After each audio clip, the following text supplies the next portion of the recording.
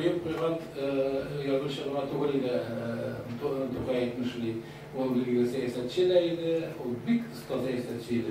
Tufan Ağa'nın siyasetçi olarak umuşa nasıl edemeyeceğim? O büyük tecrübeli kişi, turmuşunu değil, yaxşı bile, halkka nasıl ekileyken yaxşı bile tırgan kişi şahıs. Hem o durumuna gitmiyor, bilgen kişiler şaftı köp turmuşunu. Hem belki şu halkka nasıl ekileyken yaxşı bile, niş gittiğinde şu halkka jitkiriyor, yetakçilerle jitkiriyor. Hemen vaktinde eğitimli ustalığına oluyordu.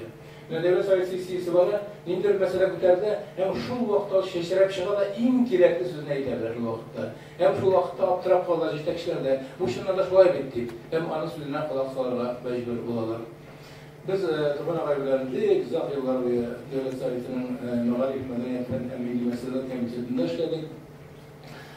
Bilgiyle olanlarına bu işlemede, bu rayonlara eriydi, halk rayonlarına aşağıydı. Hem belki onun birlik asıl sıfatını etmiş bir zaman. O her vakitte icattaydı. Böyle devlet sayısı işçisinde otura, nintidine bu sarı kızıl söz ettiler, yeyse başına nedir fikir kilavı şunda olacak ya. Biz yarar gelecekte yazar mı yazdık, hatırda kalı olduğumuz, hatırda kalmayken, unutmayken o. Ondan sonra bölmesinde oturup koy şarkına barıp kırmesen de nasıl kızıl kısım defter mi, başka kısım defter mi? O her vakit yazıp oturaydı. Onu yazmadan çakımını hatırlamıyorum.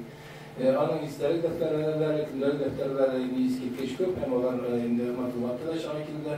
Normal eğer de siz gelecekte özünüzün jurnalist gibi edebiyatından özünüzün yazmışlığından belirge uyuyorken bu Tufan Ağa'nın tecrübesinin, onun icatın, onun ömür yolunun İran'ın bitte faydalı olurdu.